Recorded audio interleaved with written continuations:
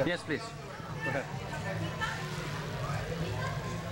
B95 here in the house with the champion, UFC heavyweight champion Cain Velasquez. First of all, man, congratulations on all your success since October. How you feel being called the champ before your first name all the time?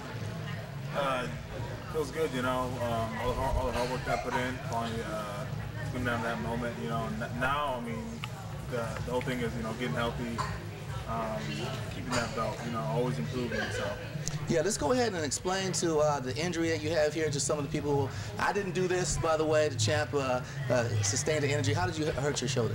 I hurt my shoulder in my last fight against Brock. I don't know when it happened. I just knew that later on that night my shoulder was hurting. I was going to get an MRI done, and they said it was torn. So tried to get better with rehab without getting surgery first. So after 6 weeks, we got another MRI. You know, still torn, so we had the only thing to do was to get surgery. What's the time frame for you getting back in the cage, man? They say that this type of injury, time frame is 6 to 8 months. Okay.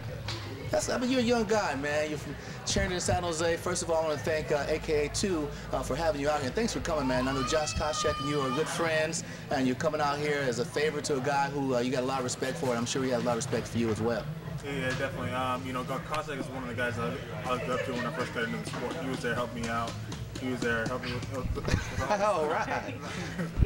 He was there helping me with all, you know, I was coming up and he was in the UFC, and, you know, I was just kind of doing the things that he was doing. He was in the spot that I wanted to be at. Yeah. And it's good to always hang around with guys who have success. And when it happened for you, it's 9-0. You know, you're going in against a guy who's a heavy favorite. You know, I saw you first time in Los Angeles at the Staples Center when you had a fight, and I was just blown away how you came out and you were able to strike and throw your punches and take these guys out. That's your thing, man. You come in, you throw big blows, but a lot of people don't take your ground game seriously. I mean, you got a big wrestling background, Arizona State, Pac-10 Wrestler of the Year. You got a lot of accolades from that as well. Do you think guys underestimate your grappling skills and just kind of look at you as a big puncher? Well, as far as the wrestling skills, they know it's there. They know they have good control on the ground. They haven't seen my submission skills because I'd rather hit people. You know, that's just my style. But you know, when it comes to that point where I need to pull off a submission, I mean, it's there. You know, I have it. We got the champ here, Cain Velasquez, in Fresno. Is this your first time coming to Fresno and hanging out? No, I have family here. You got family here? My mom was born here, so I mean, I've come here for. Since I can remember. Yeah. Now, did you ever come here and see a line of people lined up to see you? Never, no. The first time.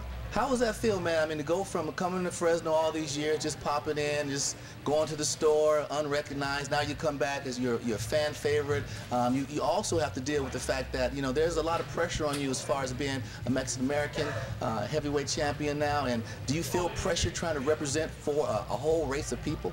I don't feel pressure. I mean, it's just. I think it's just me coming out, you know. I love to represent. I mean, the only thing for me is I know what my job is, so there is no pressure. It's trying to get better, and win fights, and that's it. You know, that's what it comes down to. But it is weird, you know, going where I used to go, and going home and getting all the attention now that I get. It's definitely different.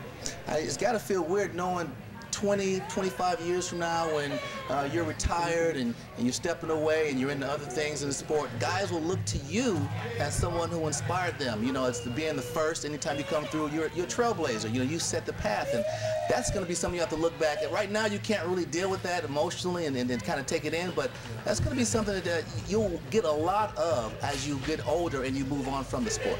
I think so. I mean, just, you know, you guys before me, you know, those are the kind of guys that I look up to. So there's always somebody that, you know, that somebody's always going to admire and everything else. So I mean, hopefully, you know, I can be a good role model in that aspect. I'm representing B95, man. I got to ask the question. We got a young lady on our show who's just like enamored with you, think you're just the cutest thing. I told her, he's the champ. You can't call him cute. That's just a violation right there. But is there any, you know, married, single life? What's going on with you right now? I have a fiance, and we're scheduled to get married on May 28th. May 28th. Well, congratulations, man. And, you know, I wish you all the success. Defending your title, taking on all comers, and I hope that you're a champion for a long time because you've definitely represented the sport at a high standard. And there's a lot of pressure on you, man, and you're dealing with it. And good luck. Keep knocking people out. Thank you. Cain Velasquez, everybody.